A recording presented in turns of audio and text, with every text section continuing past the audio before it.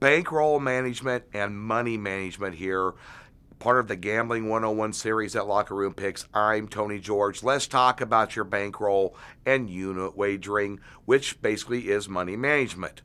101, this is a bankroll, and this is not. Never wager money that you cannot afford to lose. That means you set aside a certain amount of money that would not affect your lifestyle if you were to lose it all. You can still make your car payment, you can still make your house payment, you can still get those college funds funded for the children.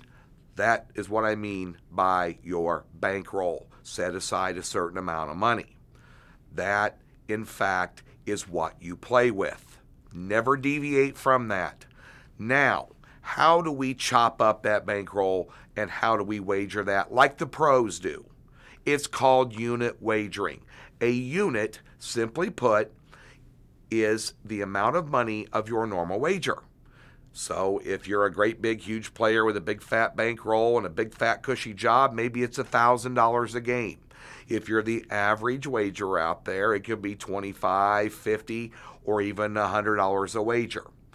Now, if you read a game right up and you say this is worth 1 unit, that means that Joe Blow over here with a big fat bankroll, he might be betting $1,000. You as a recreational wagerer are going to determine what your average unit is. That's your average wager, and you flat bet that across the board. Tony George has the Monday Night Football game between the Raiders and the Chiefs, and I'm saying to lay the 3 points on the Kansas City Chiefs at home for a 1-unit play. That is your normal wager, and that is called flat betting. Equal amounts of money on every wager that you put out there. That is a flat betting technique, and that is the heart and soul of sports wagering with professional bettors. You need to practice that as well.